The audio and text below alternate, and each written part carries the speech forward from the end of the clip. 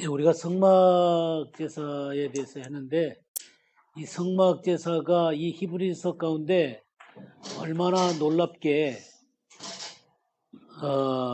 그리스도 안에서 무슨 놀라운 예배로 바뀔 수 있는가, 그 근거가 도대체 뭔가 하는 것들이 히브리서에 너무 잘 나타나 있기 때문에 우리가 히브리서를 잠깐 더 보고 우리가 예배에 대한 공부를 계속하겠습니다. 이 히브리서는 세 부분으로 나눠진다고 제가 그랬죠. 1장부터 7장까지는 멜기세덱의 반차를 쫓는 예수 그리스도, 멜기세덱의 반차를 쫓는 예수 그리스도에 대해서 했고요. 자, 그 다음에 8장 말씀부터 10장 18절까지 멜기세덱의 반차를 쫓아 예수님께서 이루신 일 그랬죠. 그래서 도대체 반차를 쫓아 그분이 해놓으신 일이 도대체 뭔가, 그런 것들에 대한 이해가 좀 필요할 것 같고요. 세 번째는 휘장 안으로 열어놓은 새롭고 산 길에서 끝까지 나아가자는 것입니다. 그 산 길로 나아가는 것입니다. 예수님께서 이루어신 그것을 근거로 해서 그 휘장으로 나아가는 삶이 도대체 뭔가, 그런 것들에 대한 공부를 하게 되면 이 히브리서를 깊이 이해할 수 있을 것입니다. 오늘 히브리서를 지금까지 여러분들이 어떻게 알아보셨는지 모르겠는데 놀라운 면들을 보실 겁니다. 이 히브리서에 정말 놀라운 면들을 여러분이 볼 수 있었으면 좋겠어요. 이 히브리서를 쓰게 된 이 가장 중요한 이유가 뭘까요? 이 히브리서를 쓰게 된 가장 중요한 이유.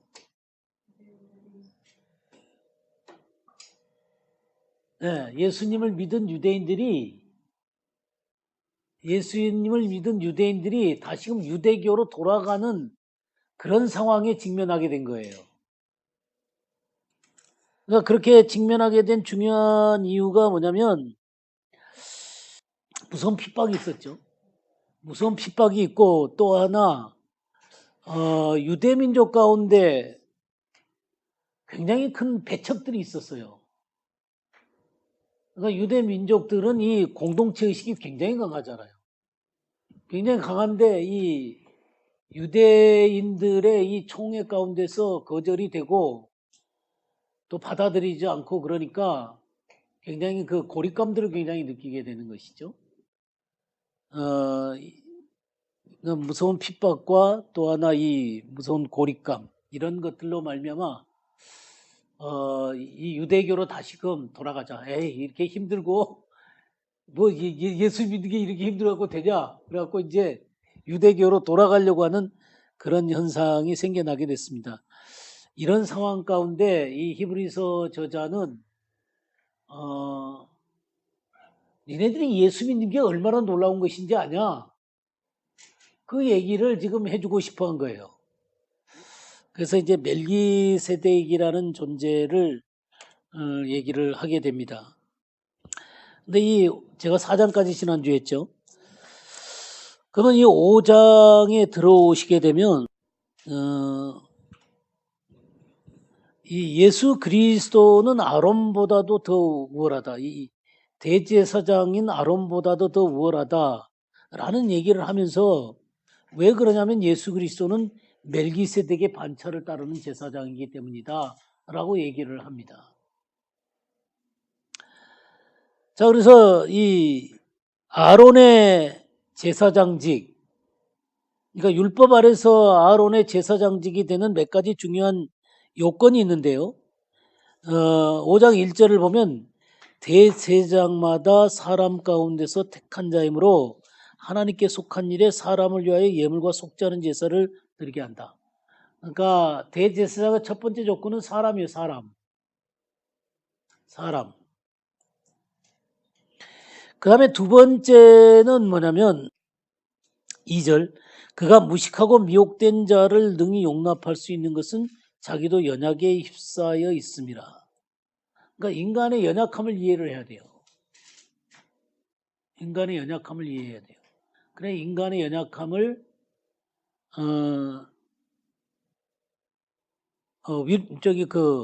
연약함을 가지고 하나님 앞에 대신 아뢰줄 수가 있게 되는 것입니다. 그다음에 세 번째가 뭐냐면 4절에요. 이 존귀는 아무도 스스로 취하지 못하고 오직 아론과 같이 하나님의 부르심을 받은 자라야 할 것이다. 그러니까 이 대제사장의 세 번째 중요한 요건은 하나님의 부르심이에요. 하나님의 택하심이 있어야 돼요. 그러니까 사람이고 연약함을 이해할 수 있어야 되고 또 하나는 뭐냐면 하나님의 부르심이 있어야 돼요. 하나님 택하심이 있어야 되는 것이죠. 자, 근데 이 예수님의 대제사장직을 보게 되면 5절에 또한 이와 같이 그리스도께서 대제사장 되심도 스스로 영광을 취하심이 아니요 오직 말씀하신 이가 그에게 이르시되 너는 내 아들이니 내가 오늘 너를 낳았도다 하셨고 이렇게 또한 이와 같이 다른 데서 말씀하시되 내가 영원히 멜기세덱의 반차를 따르는 제사장이라 하였으니 하나님이 예수 그리스도를 멜기세덱의 반차를 따르는 제사장으로 불러주셨어요. 이게 그 하나님의 부르심이죠. 그 다음에 두 번째는 뭐냐면 그는 육체에 계실 때 자기를 죽음에서 능히 구원하실 이에게 심한 통곡과 눈물로 간구와 소원을 올렸고 그의 경건하심으로 말미암아 들으심을 얻었느니라. 그가 아들이시라도 받으신 고난으로 순종함을 배워서 온전하게 되었은즉 자기에게 순종하는 모든 자에게 영원한 구원의 근원이 되시고 그래서 이 예수 그리스도는 인간의 그 연약함을 깊이 이해를 하세요. 연약함을 깊이 이해하세요. 그러니까 인간이 되셨고 그가 인간이 되셨을 뿐만 아니라 육체에 계실 때 인간이 되셨어요. 인간이 되셨을 뿐만 아니라 인간을 깊이 이해하는 대제사장이시다. 자, 근데 아론의 대제사장직은 율법을 따라서 된 거예요. 그죠? 근데 예수님의 대제사장직은 뭐를 따른 거예요? 멜기세덱의 반차를 따르는 제사장이에요. 멜기세덱의 반차를 따르는 제사장. 근데 이 아론과 예수 그리스도의 대제사장직에 근본적인 차이 하나가 있어요. 뭘 것 같아요? 예, 그렇죠. 아론은 죄가 있기 때문에 먼저 자기를 위해서 속죄하는 제사를 드려야만 했었어요. 3절에 그런 말이 나오죠. 그러므로 백성을 위하여 속죄제를 드린 것 같이 또한 자신을 위하여 드리는 것이 마땅하니라. 이 아론은 연약함을 이해하는 정도에서 더 들어가서 죄인이었어요. 죄인. 그래서 자기의 죄에 대한 속죄가 필요했어요. 그러나 예수 그리스도는 죄가 없는 것이죠. 그죠? 예수 그리스도는 죄가 없습니다. 자, 그래서 이 예수 그리스도는 멜기세덱의 반차를 쫓아서 대제사장으로 부르심을 입었는데 지금 이 얘기를 이 히브리서 기자가 하고 싶어요. 하고 싶은데 11절 보겠습니다. 멜기세덱에 관하여는 우리가 할 말이 많으나 너희가 듣는 것이 두나무로 설명하기 어려우니라. 근데 할 말이 많은 거예요. 지금 멜기세덱에 대한 얘기를 갖고 하고 싶은데 지금 이 얘기를 알아들 만한 수준이 아니다 그 말이에요. 때가 오래되었으므로 너희가 마땅히 뭐가 돼요? 예? 예, 선생이 되었을 터인데 너희가 다시 하나님의 말씀의 초보에 대하여 누구에게 가르침을 받아야 할 처지이니 초보란 말이에요. 초보에 대하여 누구에게 가르침을 받아야 할 처지이니 단단한 음식은 못 먹고 젖이나 먹어야 할 자가 되었도다. 그러니까 마땅히 선생이 돼야 되는데 이 사람들의 처지가 지금 어떤 처지예요? 초보조차도 흔들리고 있는 상황이에요. 말씀의 기본적인 것까지도 흔들리고 있는 상황입니다. 왜냐하면 이들은 장성한 자가 되지 못했기 때문에 그러는 거예요. 그러면 이 어, 13절에 뭐라 그랬어요? 이슬 젖을 먹는 자마다 뭐라 그랬어요? 어린아이다 그랬죠? 어린아이. 이 어린아이라고 하는 것은 뭐 나이가 어린 어린아이를 얘기하는 거 아니죠? 어떤 사람을 얘기하는 거예요? 노예 초보에 머물려는 예. 그러니까 영적으로 어린아이죠. 이 영적인 어린아이의 중요한 특징이 뭐라 그랬어요? 거기에. 젖을 먹는 자다 그랬죠. 젖을 먹는 자. 그러니까 단단한 식물은 못 먹는 거예요. 단단한 식물은 못 먹고 부드러운 음식만 원하는 거예요. 그러니까 자기에게 조금이라도 뭐랄까 어려움을 주는 말들은 감당하기가 어려워요. 그러니까 자기에게 유익하고 즐겁고 기쁜 소리만 원해.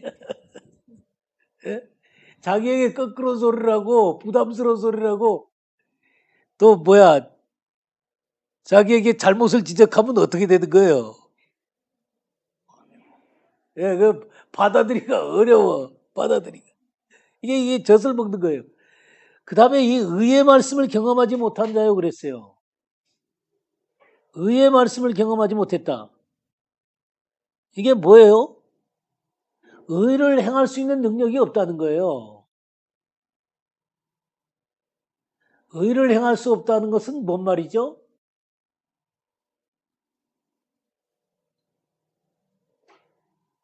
의의 기준이 뭐예요?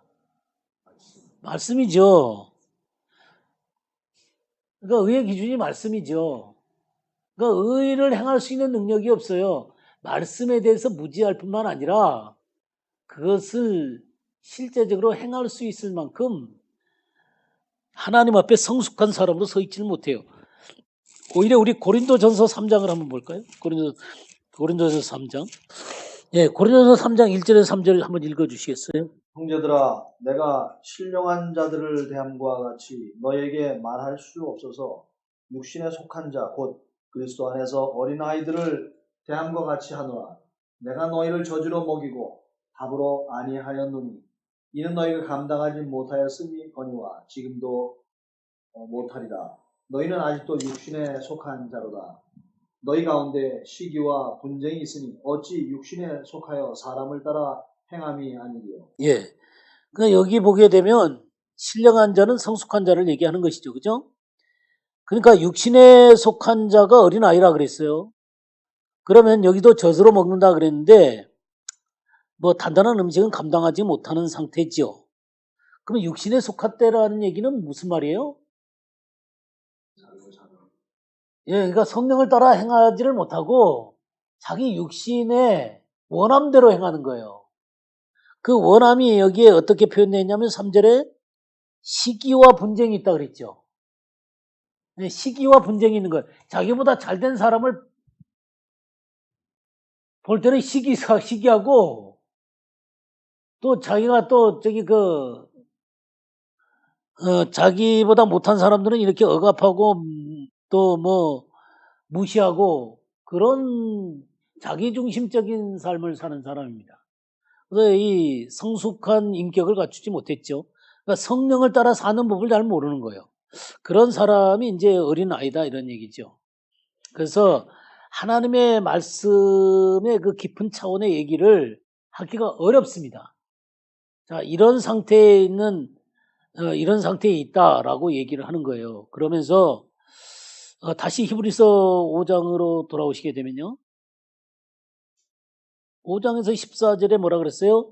단단한 음식은 장성한 자의 것이다 그랬죠.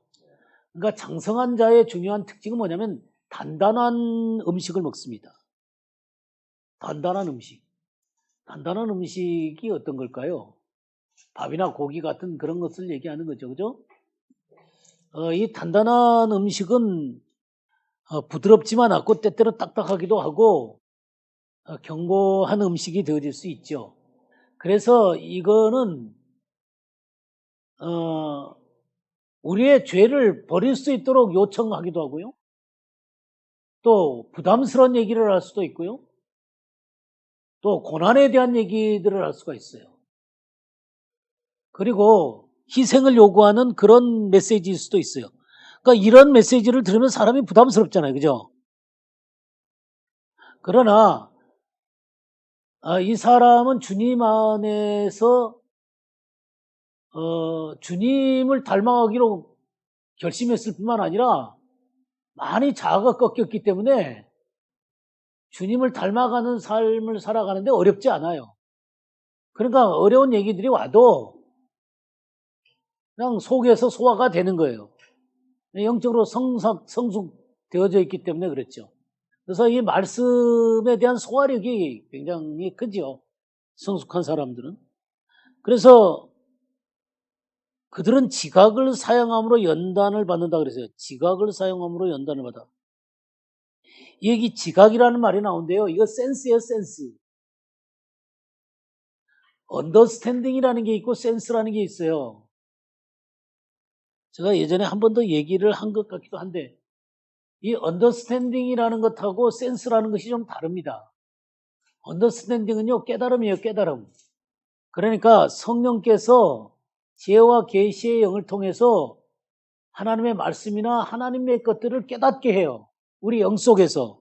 이걸 보고 이 언더스탠딩이라 그러는 거예요. 그러면 이 지각은, 이 센스는 어떤 것이냐면 이렇게 그 하나님의 말씀을 알고 싶어가지고 하나님 앞에 기도하고 말씀 가운데로 나아가고 하나님 앞에 지속적으로 나아감으로 말미암아 하나님의 말씀들을 대하다 보면은 말씀의 이 언더스탠딩을 이렇게 알아들을 수 있는 감각들이 자꾸 생겨요. 우리 내면 속에 그런 것들이 이 감각이 생겨나게 돼요. 그래서 하나님의 말씀을 이해하게 되고 하나님의 세계를 이해하게 되고 그것이 내 속에서 체계화되어지는 일들이 있게 되어지게 돼요.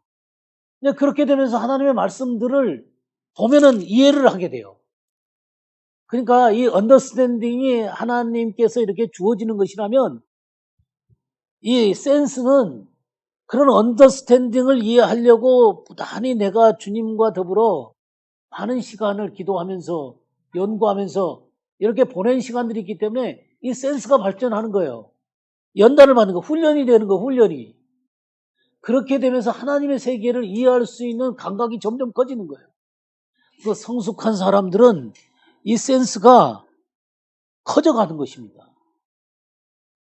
점점 커져가는 거예요. 그러나 어린 애들은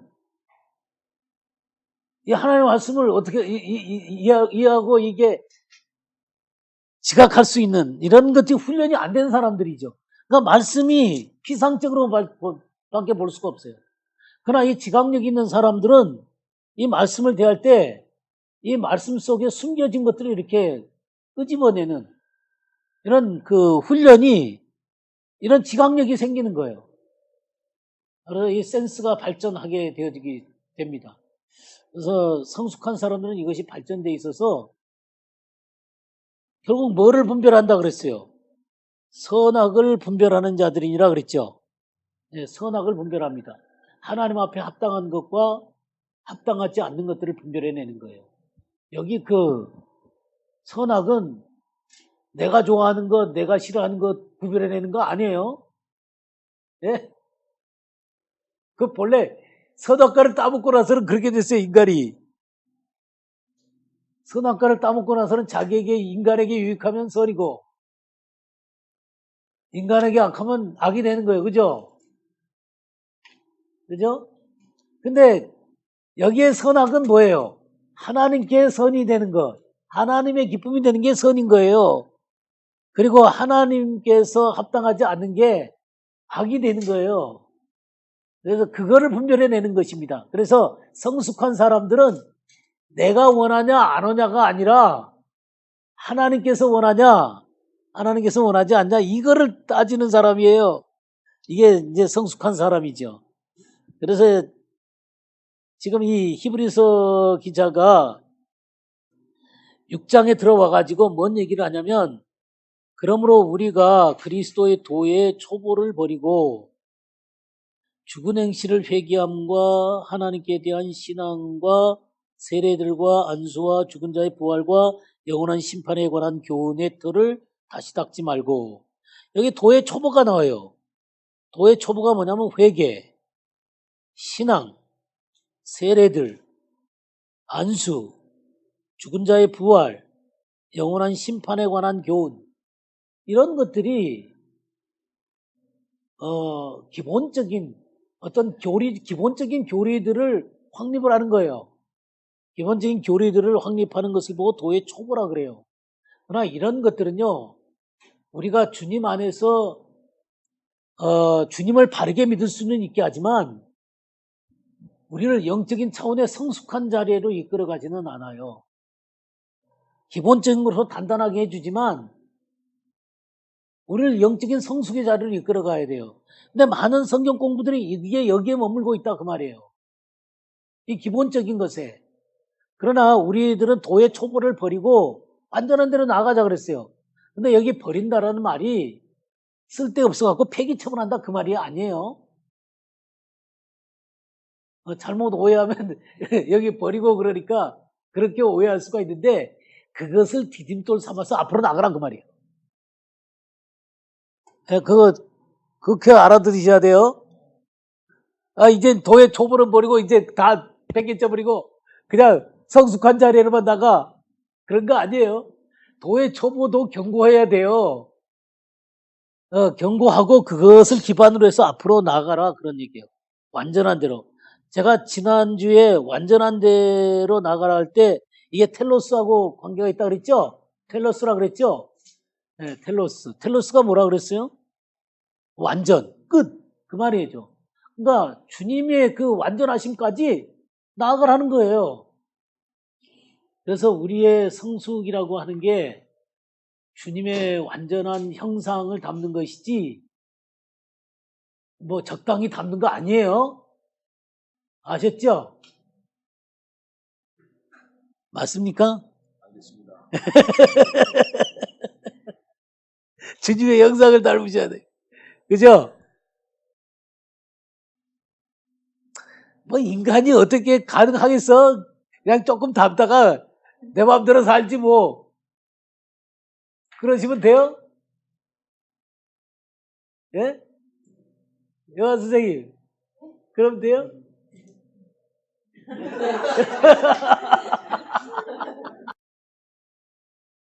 네, 당연히 수십 년이 됐으면 여기 마땅히 뭐가 됐어야 됐었어요. 선생이 될 테인데 그랬잖아요. 선생님 말로만 가르치는 자가 아니라, 예? 네, 삶과 인격이 그리고 하나님께 순복하는 것이 돼 있는 사람이잖아요. 그죠? 이게 선생이지 뭐 말로만 잘 가르치는 사람 아니에요. 저는 예전에 잘 가르쳤어요.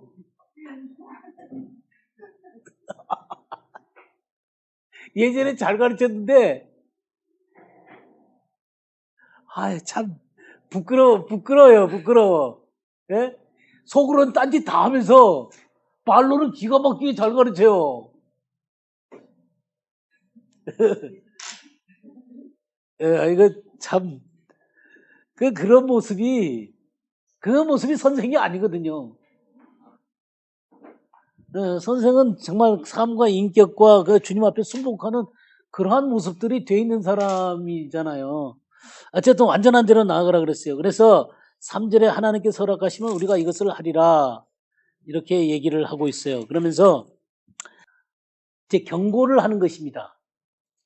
경고를 하는데 4절부터 8절까지 이게 좀 어려운 부분이기도 해요. 그렇지만 이 부분을 바르게 이해하셔야 됩니다. 우리 4절부터 8절까지 읽어보시겠어요? 한번 비침을 얻고 하늘의 연세를 맛보고 성령의 참여에 한바되고 하나님의 선한 말씀과 내세의 능력을 맛보고 타락한 자들은 다시 새롭게 하여 회개케 할 수 없나니 이는 자기가 하나님의 아들을 다시 십자가에 못 박아 현저히 욕을 보입니다. 땅이 그 위에 자주 내리는 비를 흡수하여 각 가는 자들의 쓰기에 합당한 채소를 내면 하나님께 복을 받고 만일 가시와 엉겅퀴를 내면 버림을 당하고 저주함에 가까워 그 마지막은 불사름이 되리라. 예, 여기 저주함에 가까워 이거 우리 번역이 잘못된 거예요. 저주하며 가까운 게 아니라 저주 가운데 있다 그 말이에요. 저주 가운데 있고 그 마지막은 불사람이 되리라. 이 가깝다 그러면 좀 저주 속에 좀 가까이 갔나 보다 이게 아니에요. 저주함 속에 있다 그 말이에요. 근데 여기에 한번 빛을 받고 은사를 맛보고 성령에 참여한 바 되고 능력을 맛봤다 이런 얘기들은 그것이 삶의 경험이 됐다 이 얘기입니다. 그러니까 삶에 이루어졌다 그 말이에요. 그러니까 하나님의 말씀을 바르게 이해했고 하나님의 은혜 속에 참여한 바 되어졌다는 것입니다. 그런데도 무너질 수가 있다라는 얘기를 하고 있는 거예요. 그런데도 무너질 수 있다는 경고를 하고 있습니다. 6절에 타락한 자들은 다시 새롭게 하여 회개를 할 수 없나니 여기 타락한 자들이라 그랬단 말이에요. 그러면 예수를 믿고 나면 한 번도 타락을 안 하나요? 어쩌나요?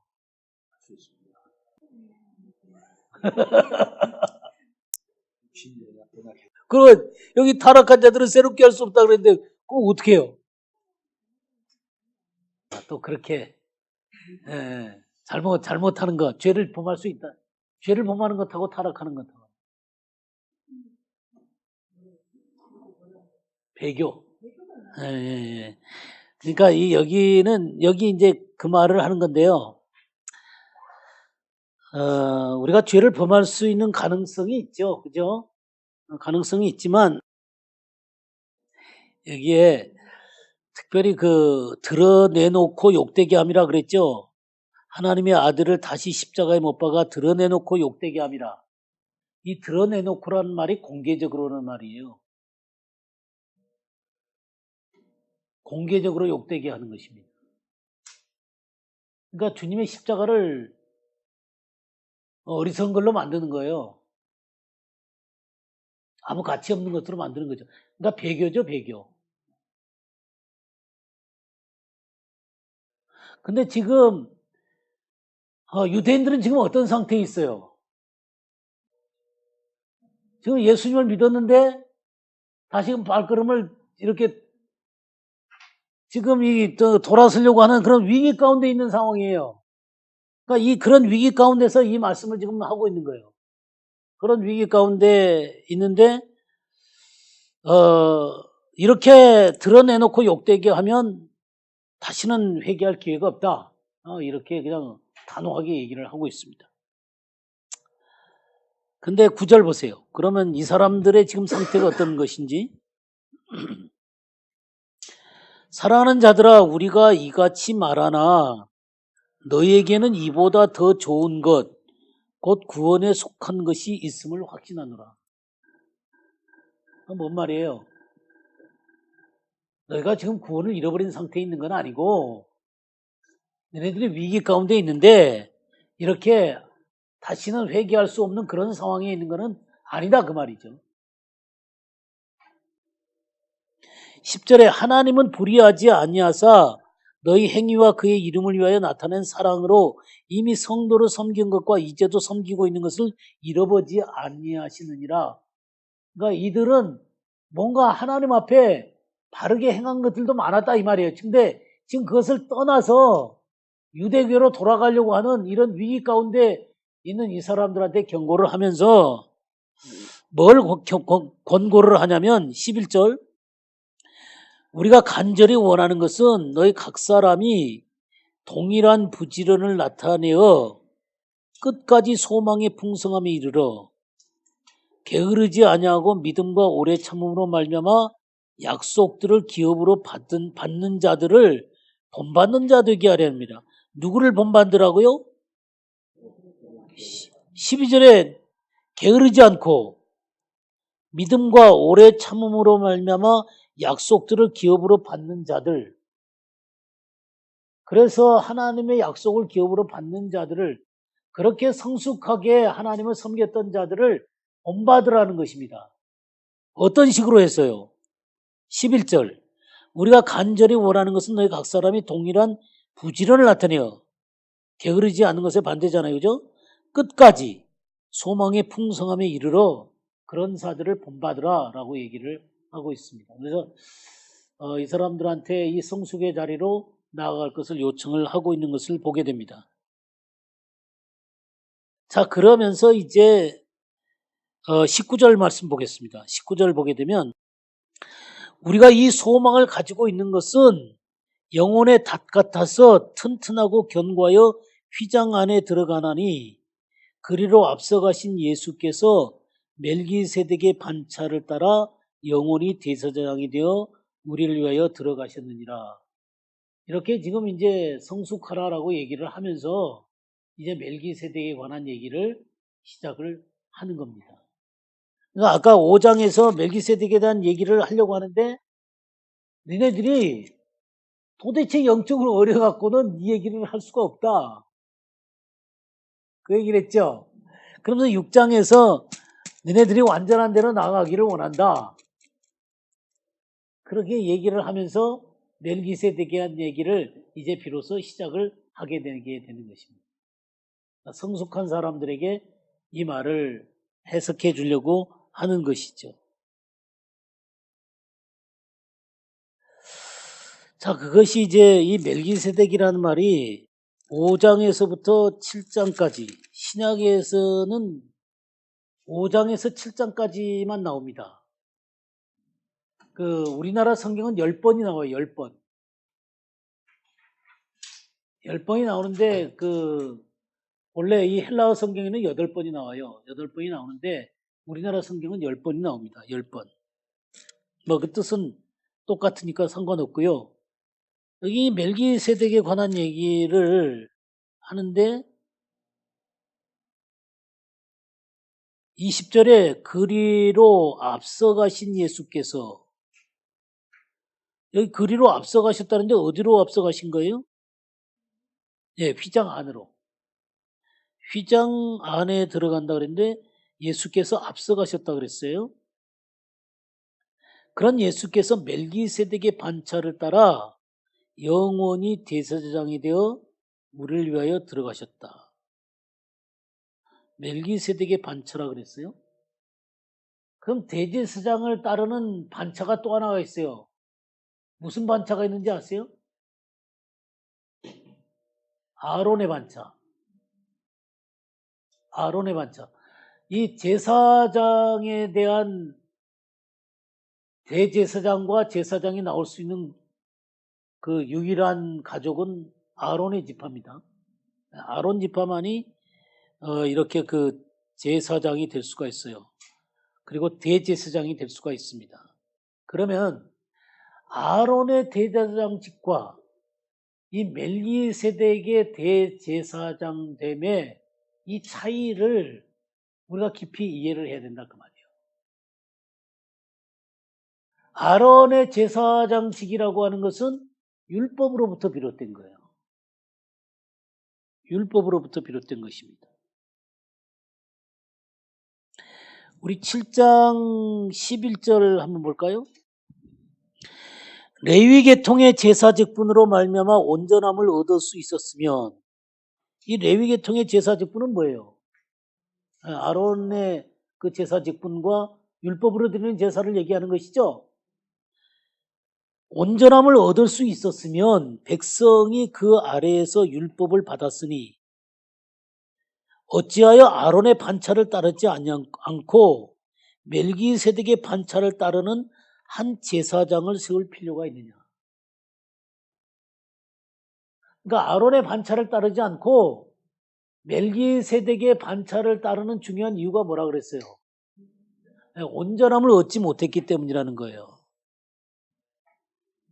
이 아론의 반차를 따르는 이 대제사장의 이 길은, 이 제사의 길은 우리에게 온전함을 주지 못한다는 것입니다.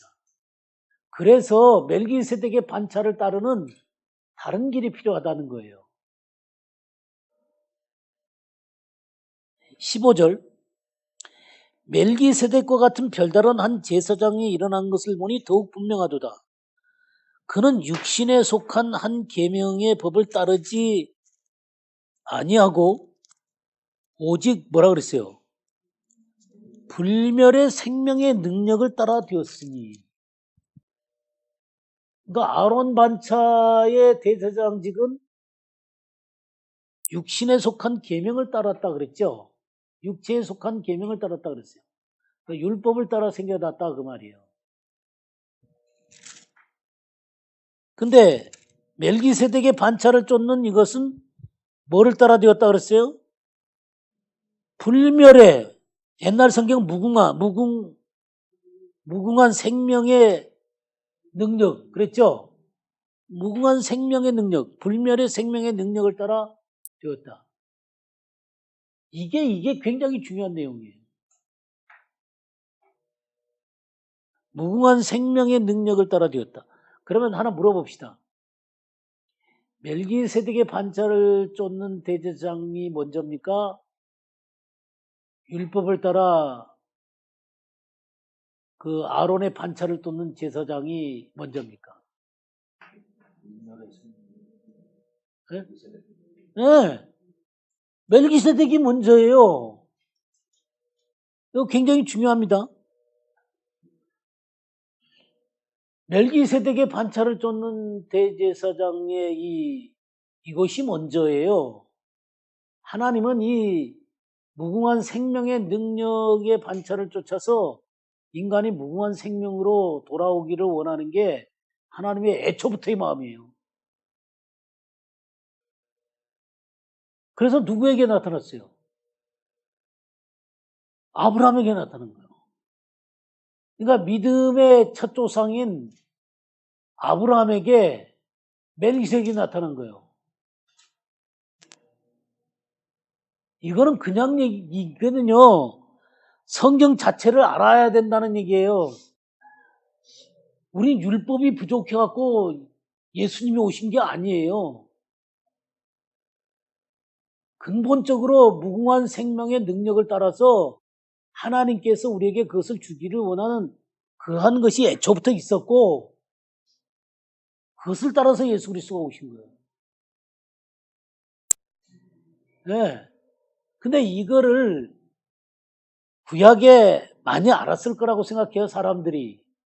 알았다고 생각이 드는데 성경에는 딱 두 사람이 이 얘기를 써요. 두 사람이 이것에 대해서 관련이 있어요. 한 사람은 아브라함이고 네? 아니 구약에 뭐 히브리서 기자는 뭐 이미 저기 이런 것들을 알고 네? 아니 사무엘도 아니에요. 저기 시편 110편 한번 보겠어요. 예. 다윗이 놀라운 이유가 있어요. 다윗이란 사람은 정말 기가 막힌 사람이에요. 이 다윗이란 사람은 110편 1절에서 5절까지 한번 읽어볼까요? 여호와께서 내 주에게 목자되 원수로 말씀하게 하기까지 가는데 옷소리 안 들었었도다. 여호와께서 시온에서부터 주의 권능의 오를 내어 보내시리니 그는 원수께서 다스리소서. 주의 권능의 날에 주의 백성은 거룩한 옷을 즐거이 헌신하니 새벽 이슬 같은 주의 천사들이 굳게 나아오는도다. 여호와는 맹세하고 변치 아니하십니다. 이르시기를 너는 멜기세덱에게 만든 우리가 영원한 제사장이 같았도다. 주 우편에 계신 분께서 그 노하시는 날에 여러 것을 파하시고. 예. 우리는 이 시편 110편을 하게 되면 맨날 인용하는 게 3절만 인용해요. 예? 그죠? 주의 권능의 날에 주의 백성이 거룩한 옷을 입고 즐거이 연신하니 새벽 이슬 같은 주의 청년들이 주께 나오는도다.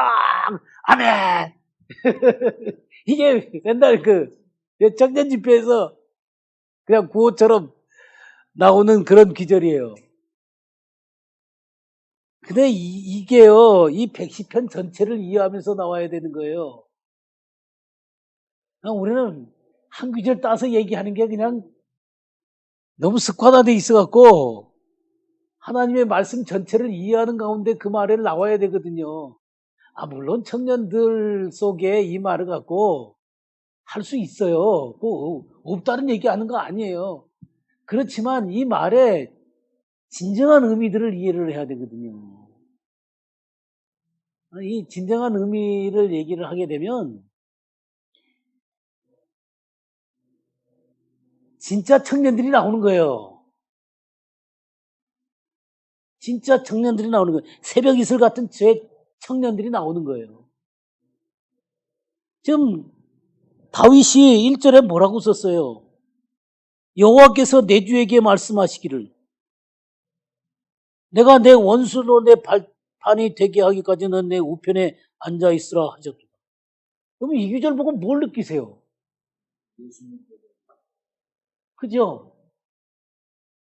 예수님께서 우리를 위해서 죽으셨을 뿐만 아니라 승천하셔갖고 하나는 우편에 올라간 것까지 얘기를 하고 있어요. 여기까지 본 사람이 다윗이에요. 그 역사 전체를 다 본 거예요.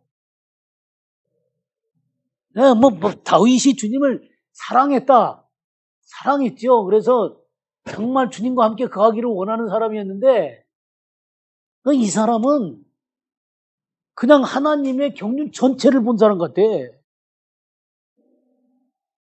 그러니까 이 다윗이라는 사람이 정말 엄청난 사람이에요. 얼마나 하나님을 사모했으면. 네. 그러니까요. 네. 그 왕이잖아요. 그러니까 이런 걸 보면 다윗이라는 사람이 정말 어마어마했던 사람 같아. 뭐 그냥 왕이니까 다 늘어서 방에서 잔다 한들 누가 뭐라 그래요. 근데 새벽에 일어나고 내가 새벽을 비파하여 수고막 깰지어다 내가 새벽을 깨우려.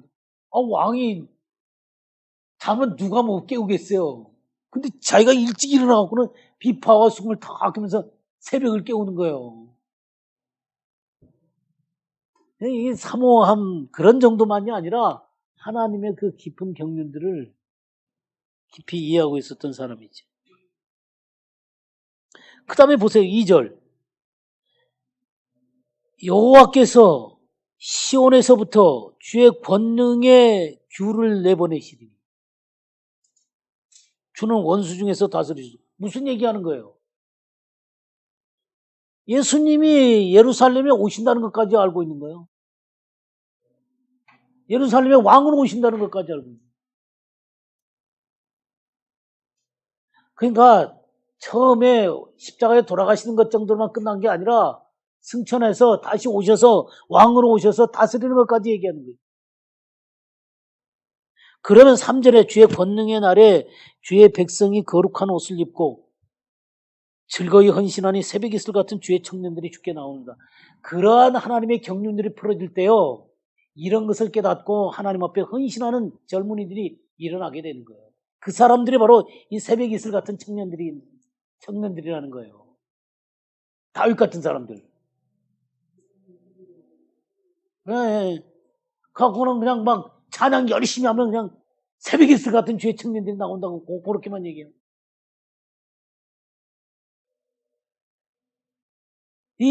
정말 주님이 그 위대하심을 쫙 드러나는 가운데 그 권능이 풀어질 때 이게 딱 주님의 사람들이 드러나게 되는 거지.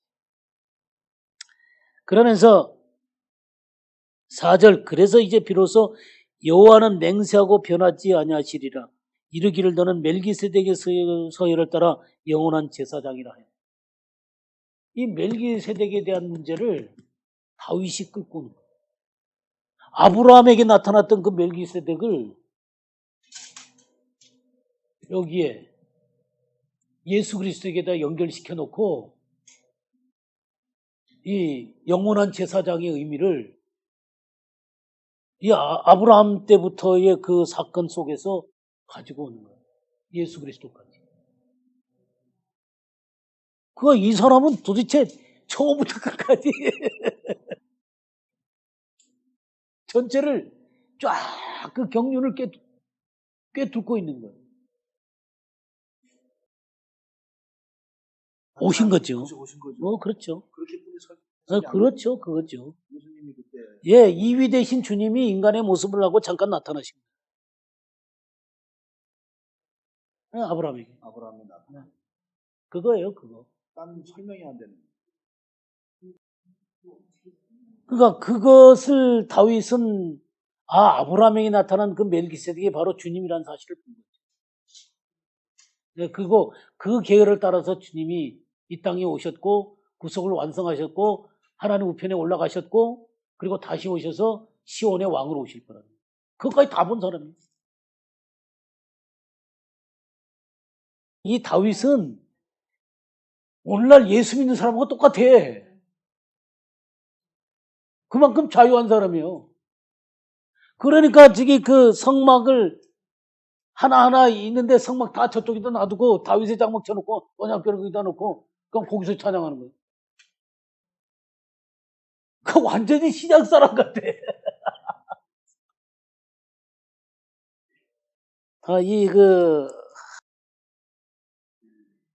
하나님께서 특별하게 보이신 거죠. 하나님께 특별하게 보이신 거죠. 그러니까 내 마음에 맞는 사람이다. 내가 그를 통해서 내가 하고 싶은 모든 일을 이룰 것이다. 그랬던 인물이니까. 이 시편 110편을 보면 너무 어마어마한 내용이 여기 들어있기 때문에 이 다윗이라는 인물이 그런 사람이었어요. 자, 그러면 우리 창세기 14장 한번 보겠습니다.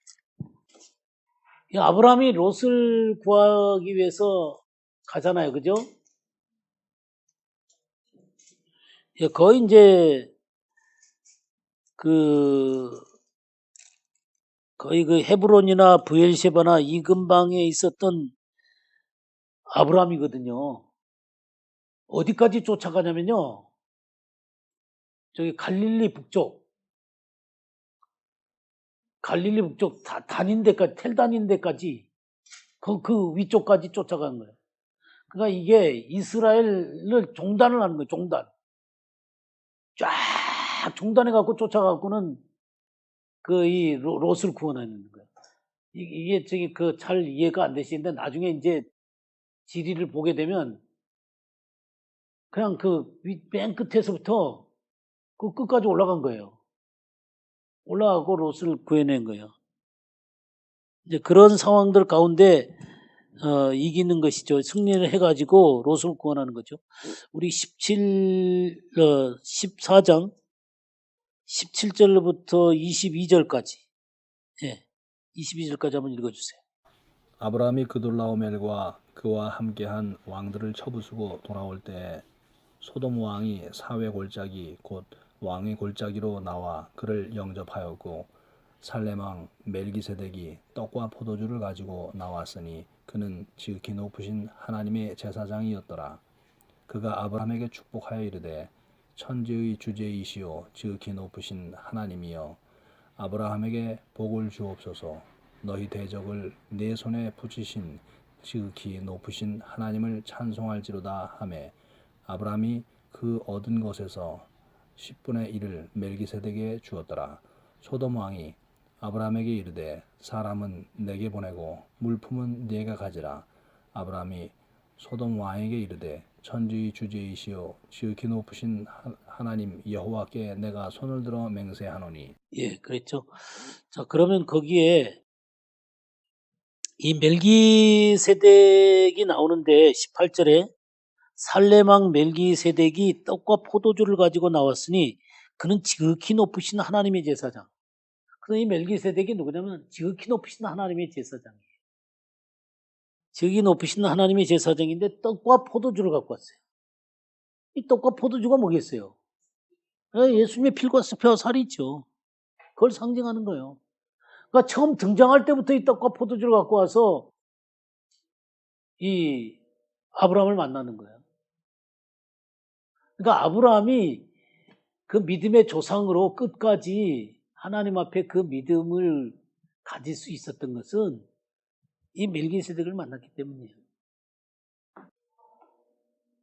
그러니까 이 멜기세덱에 대한 이해가 없기 때문에 이 말씀을 아브라함을 얘기할 때 이 말씀을 잘 안 전합니다. 그러나 사실은 아브라함의 생애 가운데서 이 사건은 너무너무 중요한 사건이에요. 주님이 직접 나타나셔서 오신 거예요. 물론 아브라함에게 몇 번 나타나셨습니다만은 이렇게 떡과 포도주를 갖고 아브라함을 만난 거예요. 그래서 10분의 1을 드리게 되는 것이죠. 그러니까 이 메시아죠, 메시아. 창세기 3장 15절에서 약속했던 그 여자의 후손이죠. 여자의 후손이 이번에 멜기세덱으로 이렇게 드러나게 되신 겁니다. 자, 그러면 이 멜기세덱에 대해서 이 히브리서가 어떻게 설명을 하고 있는지를 보시죠. 히브리서 7장 1절 말씀부터 3절까지 한번 읽어주시기 바랍니다. 이 멜기세덱은 살렘 왕이요 지극히 높으신 하나님의 제사장이라. 여러 왕을 쳐서 죽이고 돌아오는 아브라함을 만나 복을 빈 자라. 아브라함이 모든 것의 10분의 1을 그에게 나누어 준다. 그 이름을 해석하면 먼저는 의의 왕이요 그 다음은 살렘 왕이니 곧 평강의 왕이요 아버지도 없고 어머니도 없고 독보도 없고 시작한 날도 없고 생명의 끝도 없어 하나님의 아들과 닮아서 항상 제사장으로 있느니라. 예, 그랬죠. 여기 멜기세덱은 살렘 왕이다 이렇게 표현되어 있고요. 창세기 아까 나왔었죠. 자, 2절에 보면 그 이름을 해석하면 그랬죠. 먼저는 의의 왕이요. 이 의의 왕이라는 거는 멜기세덱 자체가 의의 왕이라는 말이에요. 멜라크 제데카. 네, 멜라크 제데카. 그러니까 의의 왕이라는 말이에요. 제데카가 의고요. 멜라크가 왕입니다. 의의 왕이에요, 의의 왕. 이름 자체가 의의 왕이세요. 그 다음에 살렘 왕이라 그랬는데요. 살렘이라는 게 평화라는 거 알잖아요. 그죠? 네, 평화의 왕이세요. 평화의 왕. 그래서 주님은 의와 평화를 주시기 위해서 이 땅에 오신 거예요. 의가 무엇인지를 제시해 주시고 또 하나님과의 평화의 관계를 갖게 만들어주기 위해서 이 땅에 오신 거예요. 그래서 이 일을 위해서 떡과 포도주를 가지고 오신 거죠. 근데 여기에 보게 되면은 아버지도 없고 어머니도 없고 족보도 없고 시작한 날도 생명의 끝도 없다. 그러니까 어디서 나온지 잘 모르죠. 하늘에서 오신 거예요. 하늘에서 오신 거예요. 그래서 이 말을 다윗은 아까 뭐라고 하냐면 영원한 제사장이라고 그랬죠.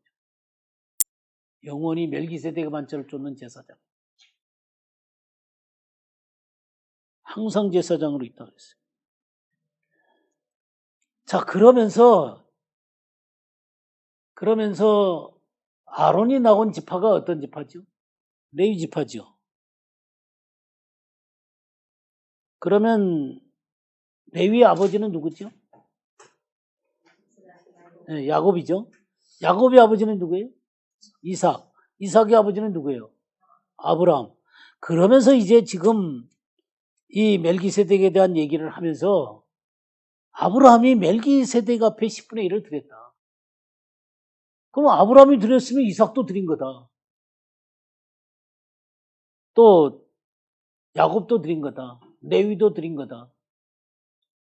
그러니까 레위 계통은 멜기세덱의 이 반차를 쫓는 이 제사장의 이 흐름에 그 밑에 있는 것이다 그 말이에요. 아론 반차의 대제사장의 이것은 하나님이 멜기세덱의 반차를 쫓는 예수 그리스도의 대제사장 밑에 있는 거다라는 얘기를 하는 거예요. 그러니까 먼저 멜기세덱의 반차를 쫓아서 멜기세덱으로 오셔가지고 인류에게 무궁한 생명의 능력으로 사람들을 하나님 앞으로 인도하려고 했던 그 하나님의 계획이 예수 그리스도를 통해서 나타나는 것이다. 근데 아론 반차를 통해서 대제사장이 되는 것은 인간에게 한계를 알려주시기 위해서예요. 율법 밑에서 인간의 모습이 어떤 것인지를 보여주기 위해서 그렇게 하신 거예요. 그러니까 그림자죠. 그림자. 실체는 멜기세덱의 반차를 쫓아서 오신 예수 그리스도가 실체예요. 이게 하나님의 본래 경륜이에요. 그러나 이 경륜을 드러내기 위해서 율법을 주셨단 말이에요. 이 율법을 통해서 하나님이 얼마나 의로우신가를 드러내주고 인간이 얼마나 죄인인 것인가를 드러내주는 것이죠. 그래서 진정한 하나님의 영원한 경륜, 영원한 생명의 경륜이 얼마나 중요한 것인가를 이 율법을 통해서 드러나게 해줍니다. 그럼 율법과 그 예수 그리스도와의 관계는 둘 다 똑같이 의로워요. 똑같이 하나님의 거룩하심과 영광을 드러내요. 그렇지만 율법은 인간의 모습을 보게 해주고 그 스스로 그의 단계에 도달할 수 없다는 사실을 보여주는 거예요. 오직 하나님의 은혜만이 할 수 있다는 사실을 보여주는 게 율법이에요. 그러면 실질적으로 예수 그리스도는 그 일들을 이루심으로 말미암아 그 의를 얻게 해주시고 의를 행할 수 있게 해주는 거죠. 그러니까 지금 이 두 개의 흐름이 구약 성경 가운데 율법을 쫓아서 오신 것과 이 멜기세덱의 반차를 쫓아서 오신 예수 그리스도의 모습을 볼 수 있는 것이죠. 이 무궁한 생명의 능력 가운데 우리가 예수 그리스도를 믿을 때 바로 이 무궁한 생명의 능력 가운데로 우리가 들어가는 것이다 라는 사실을 보여주시려고 이 멜기세덱을 얘기하는 거예요. 자, 그러면 이 히브리서를 처음부터 보면 이 율법이라는 게 천사를 통해서 주어졌단 말이에요. 예수 그리스도는 천사보다도 우월하신 분이시다. 이게 1장의 내용이었단 말이에요. 2장은 주님은 이 인간을 위해서 천사보다 잠깐 못하게 된 이 인간을 위해서 인간의 모습으로 하고 오셔갖고 영광과 존귀로 관쓰시도록 만들어주기 위해서 예수님이 오신 것이다. 마귀의 모든 권세를 끝내시고 이 영광과 존귀를 끝내기 위해서 오신 것이다 라는 사실이 2장이에요. 3장에서 예수 그리스도는 율법을 준 모세보다도 더 우월하다는 거예요. 4장은 가장 마지막 안식이 예수 그리스도로부터 온다는 거예요. 5장은 뭐예요? 아까 아론보다도 더 우월하신 예수 그리스도다. 그래서 지금 이 멜기세덱의 반차를 쫓아 대제사장이 됐다는 얘기는 바로 이 율법 아래서 모세와 아론과 천사와 뭐 이런 그 속에서 대제사장 된 그런 흐름 가운데서 온 이 율법 가운데서 온 이 흐름보다도 월등하게 영원한 생명의 능력으로 그분은 연결돼서 이 땅에 오신 분이다. 그 말을 얘기합니다. 멜기세덱의 반차를 쫓았다라고 하는 것은 하나님께서 우리들을 새로운 차원, 그 멜기세덱의 반차를 쫓는 그 차원으로 우리를 세워줬다는 것을 보여주시려고 합니다. 네, 그러니까 이 히브리서를 잘 보게 되면 내가 예수 그리스도를 믿는다고 하는 것이 하나님의 영원한 경륜에서부터 흘러나온 예수 그리스도에 속해서 이 무궁한 생명의 능력 가운데로 들어가는 것이구나 하는 거예요. 이게 히브리서가 얘기하고 싶은 거예요.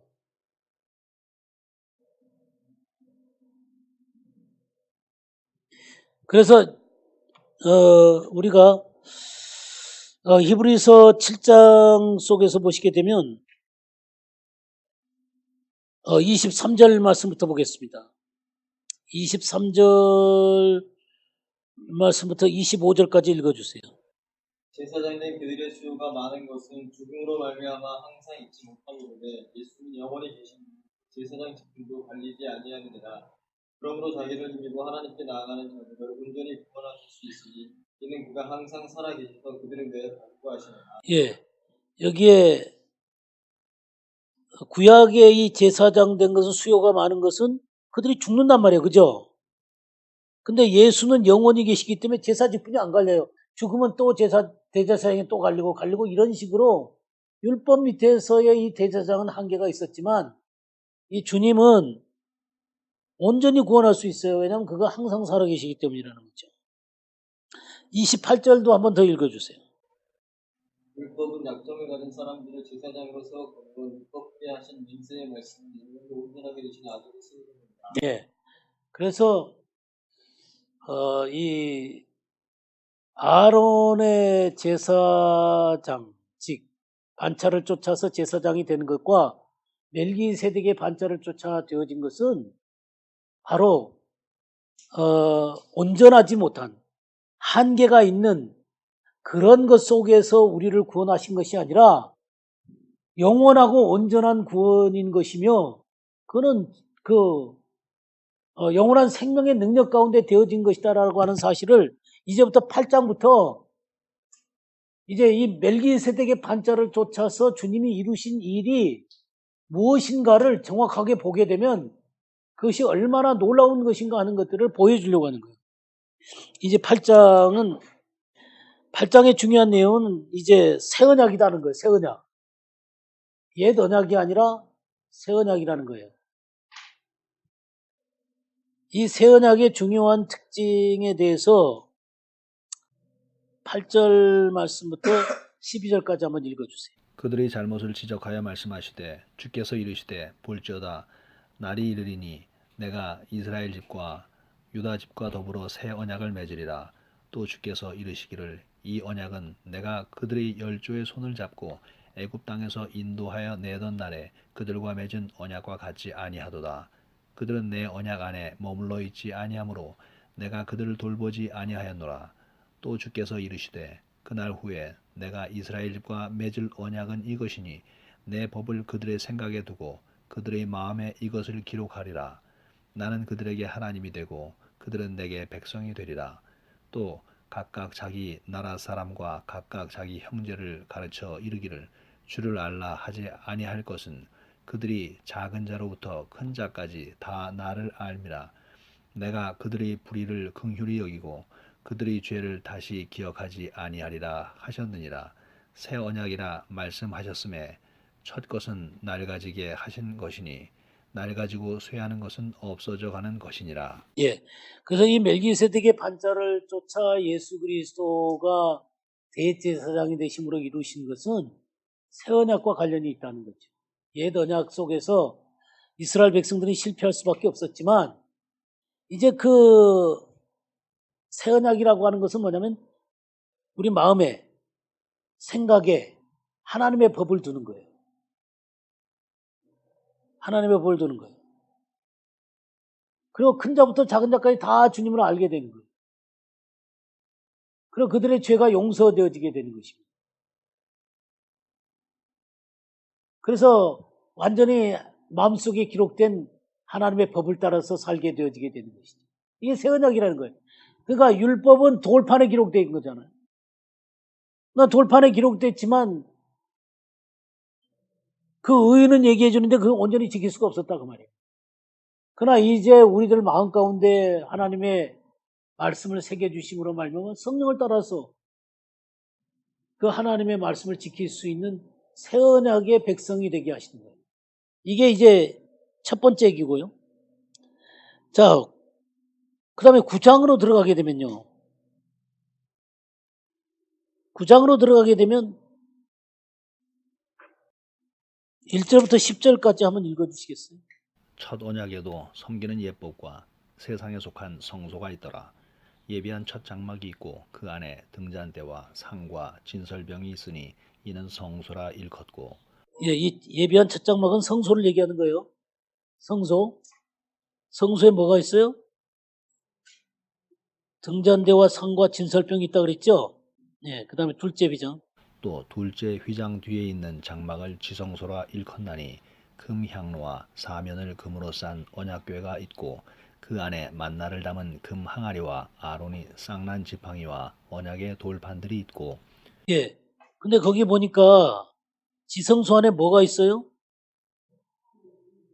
금향로가 있다 그랬죠? 원래 금향로는 어디에 있는 거예요? 예, 그 떡상이 있고 이제 메노라가 있고 이 향로가 있잖아요, 그죠? 근데 왜 이 금양로가 저 지성소 안에 있어?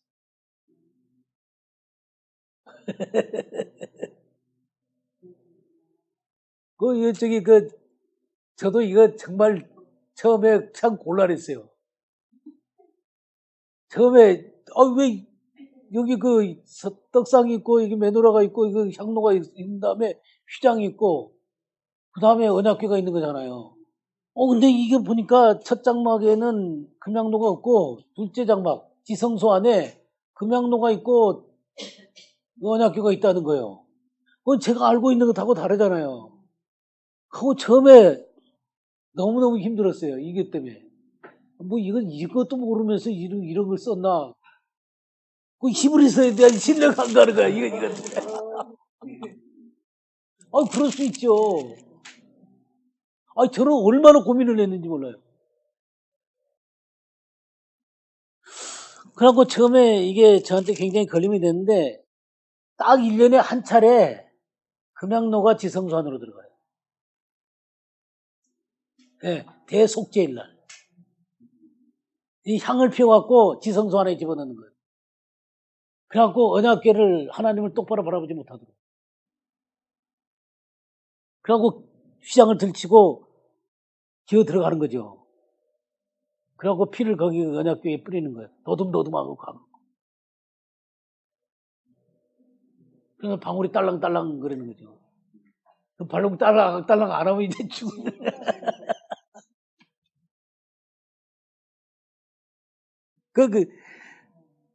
그거를 보는 순간, 그럼 그렇지. 그래서 이 1년에 한 차례씩 들어가는 거예요. 그 장면을 묘사한 거예요. 이 속죄에 대한 것을 묘사를 하는 거죠. 예, 계속 읽어주세요.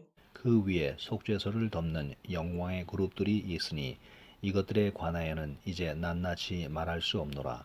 이 모든 것을 이같이 예비하였으니 제사장들이 항상 첫 장막에 들어가 섬기는 예식을 행하고, 오직 둘째 장막은 대제사장이 홀로 1년에 한 번 들어가되 자기와 백성의 허물을 위하여 드리는 피 없이는 아니하나니, 성령이 이로써 보이신 것은 첫 장막이 서 있을 동안에는 성소에 들어가는 길이 아직 나타나지 아니한 것이라. 이 장막은 현재까지의 비유니, 이에 따라 드리는 예물과 제사는 섬기는 자를 그 양심상 온전하게 할 수 없나니, 이런 것은 먹고 마시는 것과 여러 가지 씻는 것과 함께 육체의 예법일 뿐이며 개혁할 때까지 맡겨둔 것이니라. 예, 그래서 이 성소에 들어갈 길이 아직 나타나지 않았다 그랬죠. 1년에 한 차례씩 들어간다 그랬죠. 그래서 향로가 거기에 있다고 얘기하는 거예요. 그러니까 1년에 한 차례씩 들어간다는 거예요. 언제나 열려있는 길이 아니라는 거예요. 그러니까 양심상 온전하게 할 수가 없다는 거예요. 1년에 한 차례씩 용서받는 것으로 그 사람이 온전해지겠냐 이거예요. 그러니까 용서를 받는 것에 예표는 될지 모르지만 진정한 용서가 아니라는 거예요. 예, 대속죄일 날 한번 이렇게 용서받고 또 1년 기다려 또 용서받고 그렇게 되어지는 것을 얘기를 하는 거예요. 이해가 되셨죠? 예, 그 얘기예요.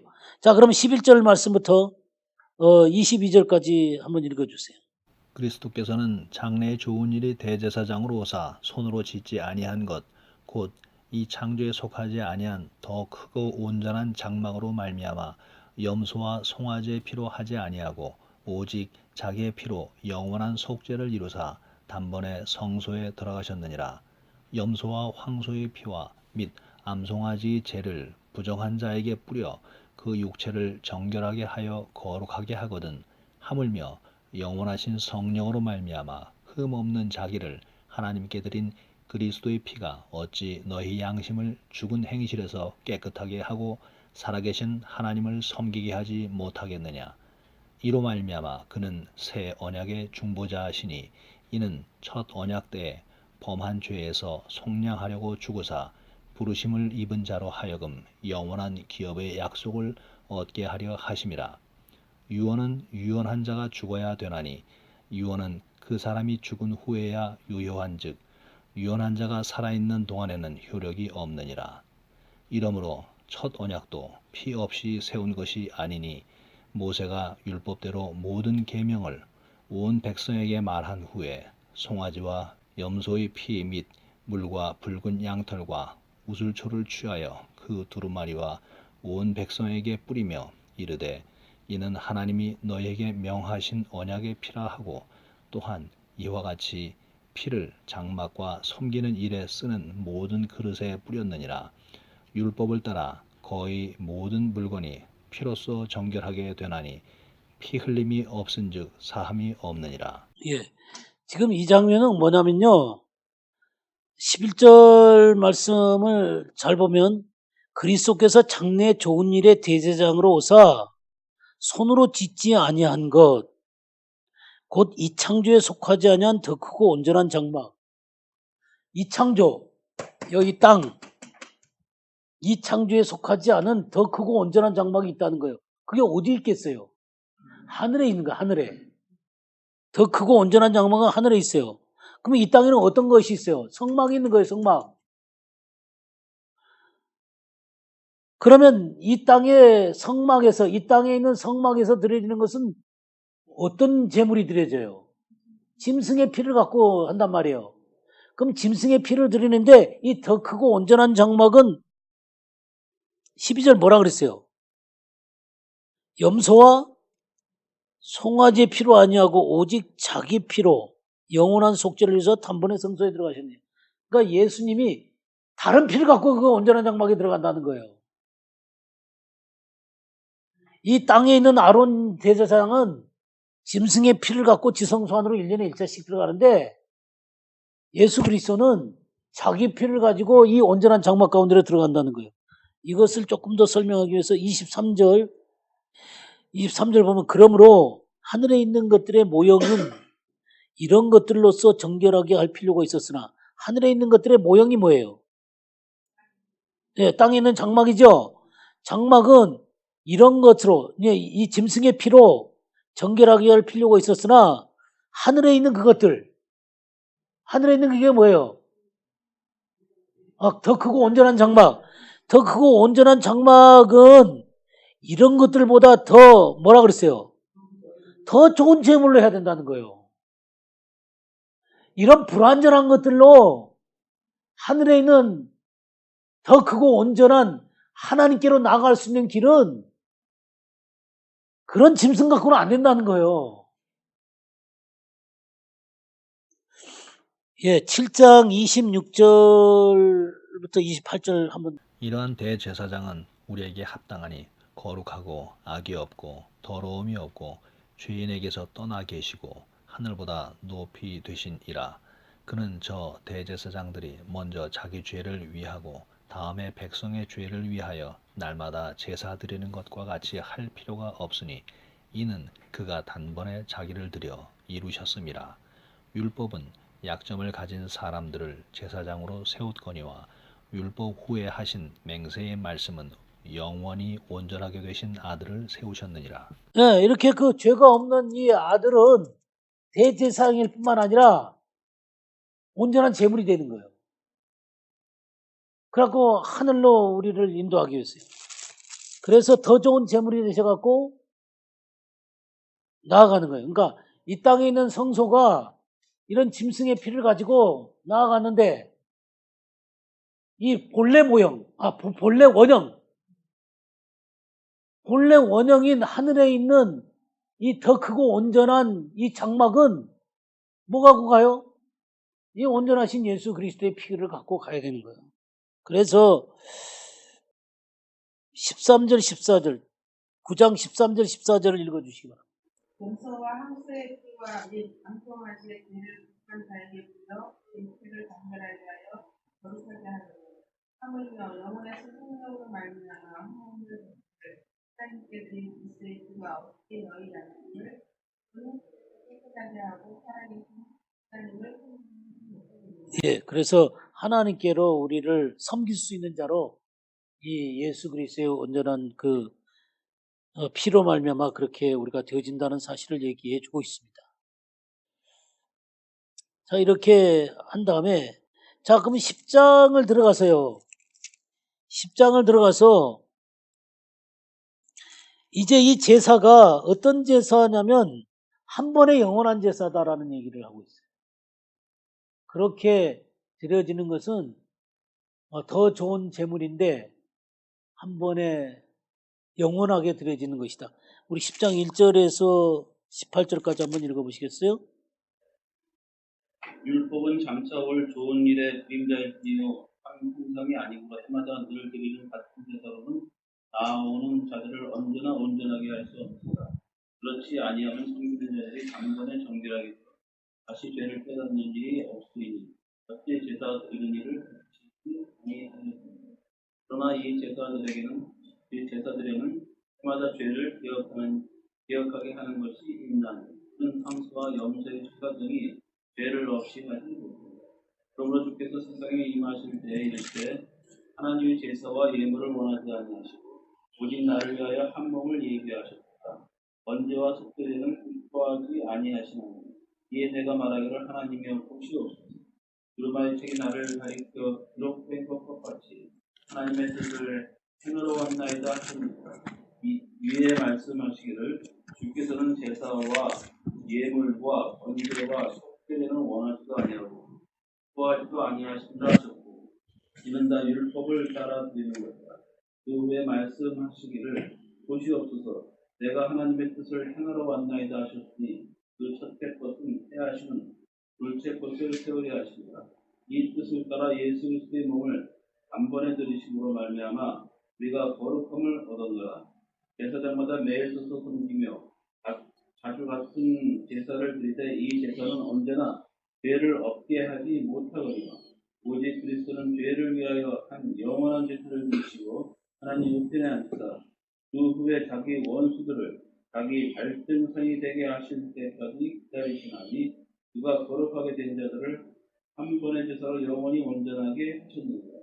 또한 성령이 우리에게 증언하시되 주께서 이르시되 그날 후로는 그들과 맺을 언약이 이것이라 하시고 내 법을 그들의 마음에 두고 그들의 생각에 기록하리라 하신 후에 또 그들의 죄와 그들의 불법을 내가 다시 기억하지 아니하리라 하셨으니 이것들을 사하셨으니 다시 죄를 위하여 제사 드릴 것이 없느니라.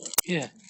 그러니까 여러분들 이것을 정말 아론 지파의 대제사장으로 말미암는 그 율법을 따라 드리는 이 제사하고 이 멜기세덱의 반차를 따라서 이 대제사장 된 예수 그리스도가 자기 피를 가지고 더 크고 온전한 장막으로 나아가서 한 번에 영원히 그렇게 해결해서 새 언약 가운데 우리를 세워두셔서 하나님 안에서 섬기게 하는 것, 이것에 대한 차이를 이렇게 아주 극명하게 얘기를 해요. 그러니까 예수 그리스도가 멜기세덱의 반차를 쫓아 대제사장이 됐다는 것, 그리고 제물이 됐다는 것, 그 더 크고 온전한 장막 가운데로 들어가겠다는 것, 그러니까 하나님 앞으로 바로 인도가 된 거예요. 근데 여기에서 참 재밌는 게 뭐냐면 여기 5절에서 7절까지 말씀 있죠. 예? 하나님이 제사와 예물을 원하지 아니하시고 오직 나를 위하여 한 몸을 예비하셨도다. 번제와 속죄는 기뻐하지 아니하시나니 이에 내가 말하기를 하나님의 보시옵소서 두루마리 책에 나를 가리켜 기록된 것과 같이 하나님의 뜻을 행하러 왔나이다. 그럼 누구에 대해서 얘기하는 거예요? 예수님에 대해서 한 거죠? 이게 다윗의 시편이에요. 시편 40편.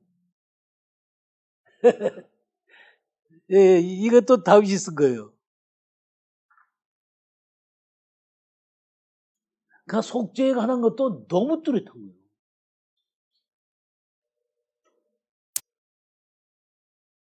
그러니까 이게 신약 사람이지 이게 어떻게 구약 사람이에요?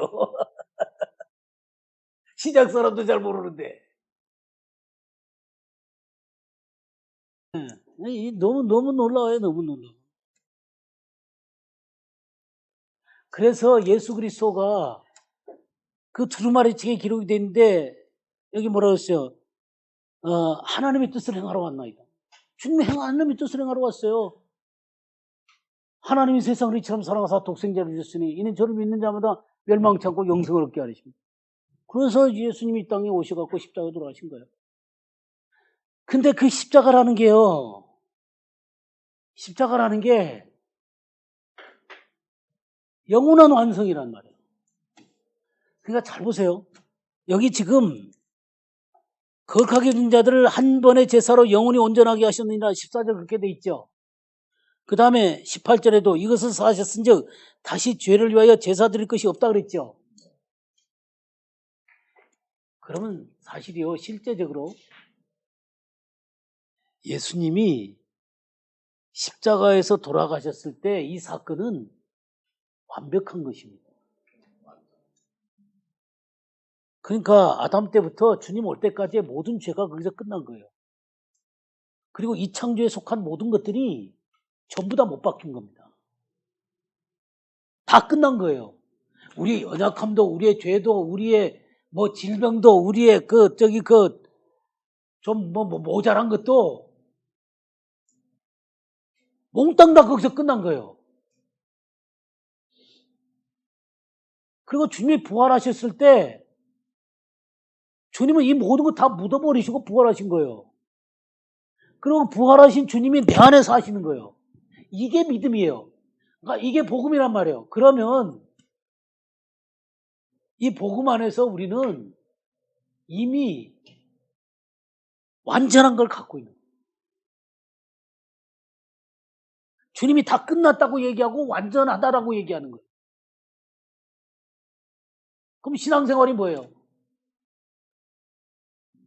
신앙생활이라고 하는 거는 이 완전케 하신 주님의 이 완전한 승리와 이 부활의 영광이 내 삶 가운데 계속해서 표현되어져 가도록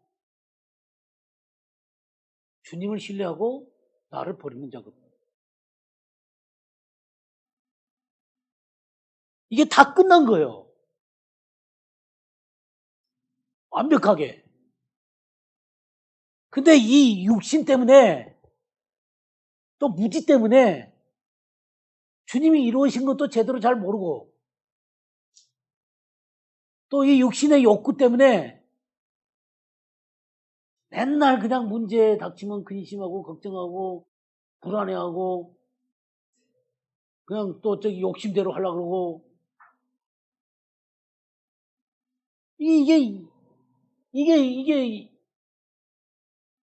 이게 주님이 이루어 놓으신 것을 얼만큼 나의 삶 가운데 적용시키고 믿음으로 살아가느냐. 이게 바로 히브리서 11장이에요. 네. 그게 히브리서 11장이에요. 그렇게 살았던 사람들의 얘기예요. 그래서 니네들도 그렇게 살아라는 거예요. 그 11장이 그런 얘기예요. 그 믿음의 산맥들이 쫙 나오는 거예요. 아벨은 더 나은 재물을 하나님 앞에 드렸다. 에녹은 하나님과 동행했다. 노아는 세상을 정죄하는 사람이었다. 아브라함은 갈 바를 알지 믿음으로 나가서 그 약속한 땅에 이르렀다. 이삭은 죽을 때 믿음으로 에서와 야곱을 축복했다. 야곱은 정말 절었지만 죽을 때 하나님을 경배했다. 지팡이 머리에서 하나님을 의지하고 그렇게 했다. 모세는 뭐 그렇게 하면서 전부 다 그 믿음의 얘기가 나오는 거예요. 그러면서 기드온, 바락, 삼손, 입다, 다윗, 사무엘 그 외 선지자들의 얘기를 알려면 나 시간이 부족하다.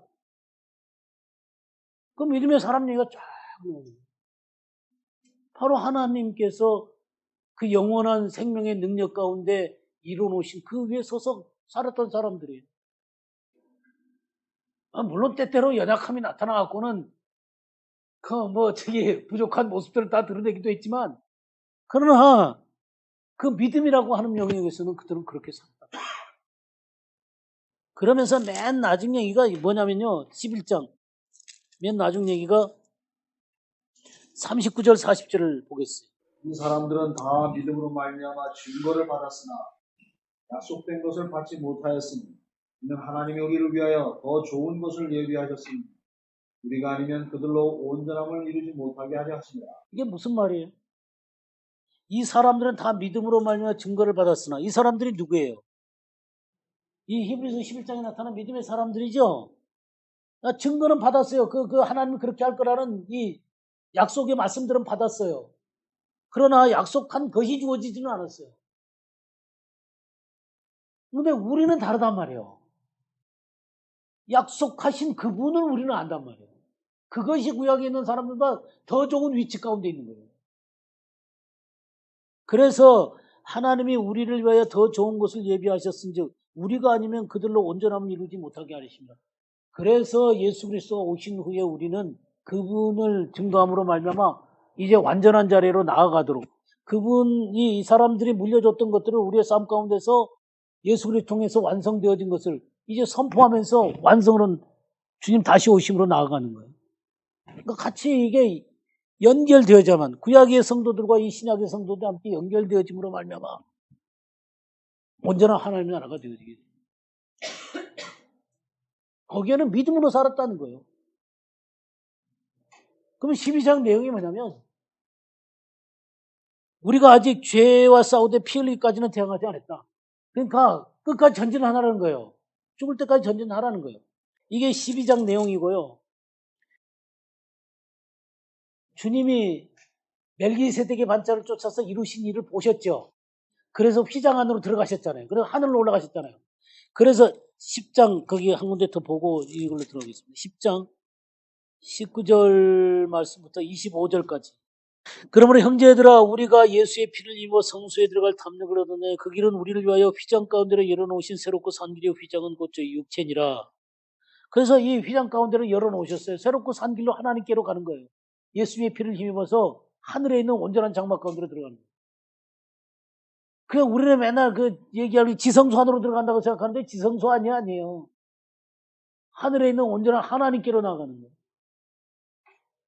이게 예수님의 피를 힘입어서 나아가는 것입니다. 그러면 이렇게 살아가는 사람들이 믿음으로 하나님과 더불어 동행하면서 살아가는데 13장 내용이 뭐냐면 그렇게 살아가는 사람의 삶의 체크리스트예요. 13가지가 나와요.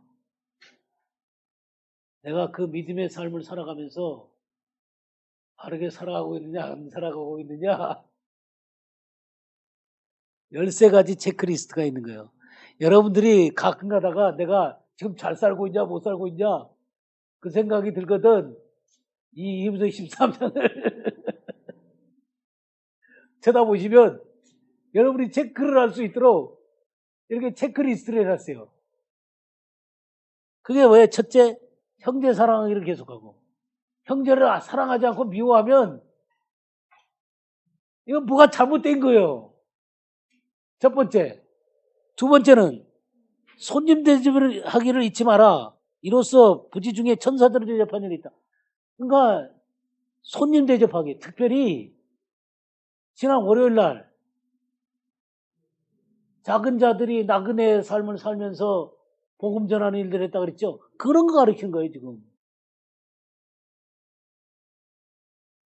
그런 거 가르치는 거예요. 그 다음에 세 번째, 너희도 몸을 가졌은즉 학대받는 자들 생각하라. 이거 월요일에 한 얘기잖아, 그죠?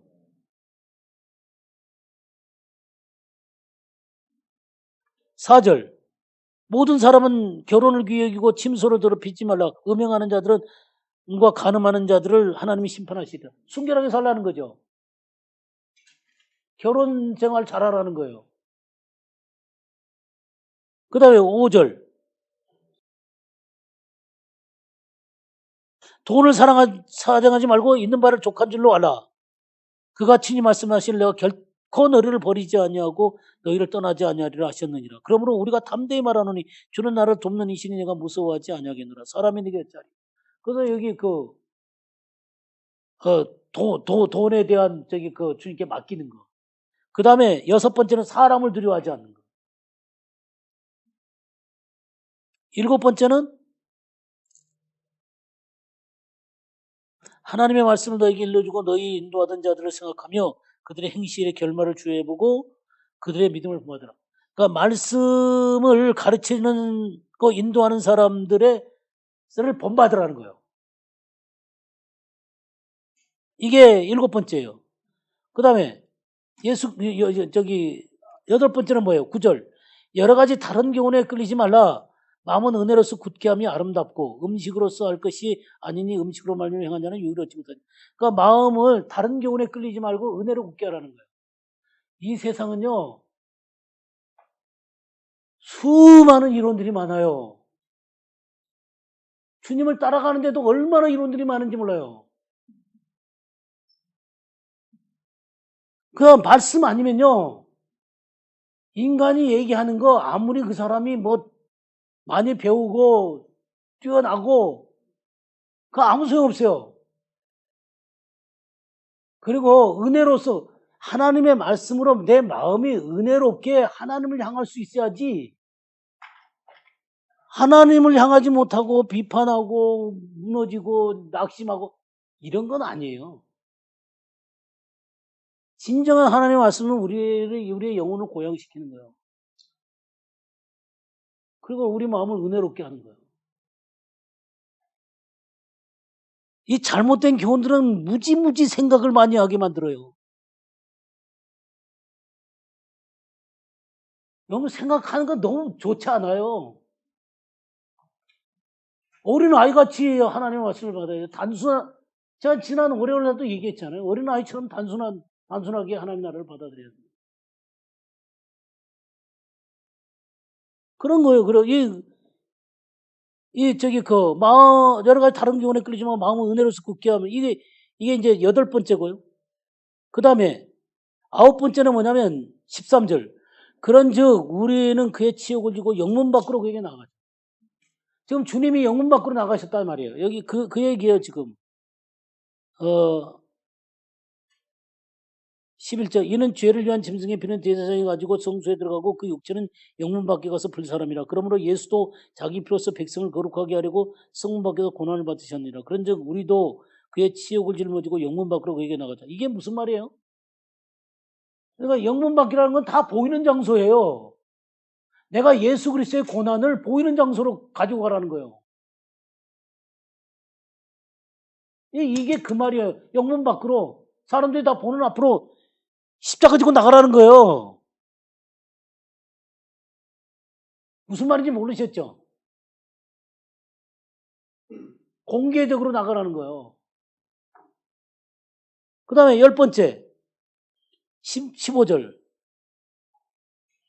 그러므로 우리는 예수로 말미암아 항상 찬송의 제사를 하나님께 드리자. 이는 그 이름을 증언하는 입술의 열매니라. 이 찬미의 제사. 찬미의 제사. 그 다음에 16절. 오직 선을 행함과 서로 나눠주기를 잊지 말라. 하나님은 이 같은 제사를 기뻐하니 사랑의 성과 사랑의 제사. 이걸 드리라는 거야. 너희를 인도하는 자들에게 순종하고 복종하라. 그들은 너희 영혼을 위하여 경성하기를 자신들이 청산할 자인 것, 회개할 자인 것 같이 하느니라. 그들로 하여금 즐거움으로 이것을 하게 하고 근심으로 하게 하지 말라. 그렇지 않으면 너에게 유익이 없느니라. 우리를 인도하는 자들이 있어요. 하나님 말씀하고 우리를 인도하는 사람들이 있어요. 그들에게 순종하고 복종하라 그랬어요. 순종이라고 하는 건 기꺼이 하는 것이지만 복종이라고 하는 건 때때로 하고 싶지 않아도 복종하는 거예요. 이게 굉장히 중요한 내용이에요. 그리고 말씀을 가르치는 자와 모든 좋은 것을 함께 하라 그랬잖아요. 그러니까 이런 그 관계 가운데서 하나님의 말씀이 서로 사이에 끈끈하게 맺어지는 거예요. 학원 강사처럼 듣지 마세요. 제가 이 예평을 하면서 때때로 내가 꼭 학원 강사 같아. 내가 말씀 전해주고 제가 이 하나님의 말씀을 제가 목숨을 걸고 가르치고 있습니다. 근데 듣고 싶을 때만 듣고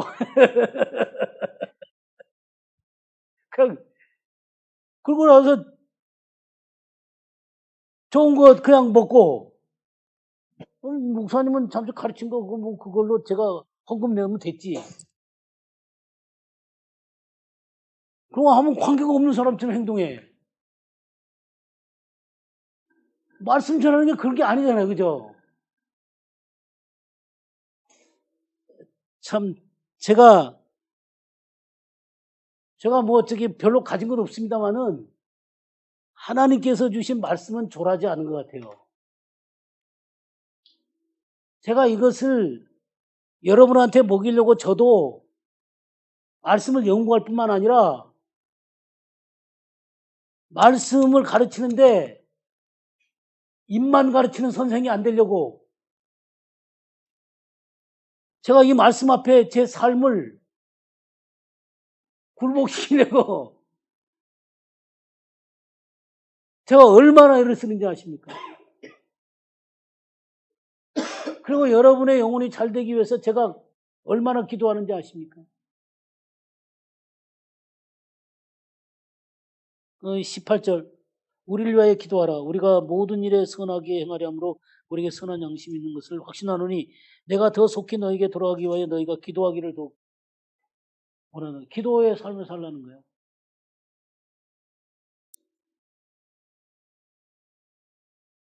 이 굉장히 중요한 거예요. 이 체크리스트 이 13개 있죠.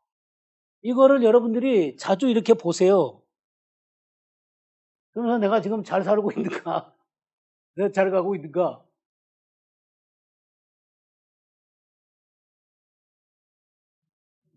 네, 히브리서는 간단하지만 할 얘기들이 굉장히 많지만 이걸로 히브리서는 그냥 대체적인 그림은 제가 그려드린 것 같아요. 그래서 이걸로 하고 이제 다음에 이제 다윗의 장막으로 들어가겠습니다. 예.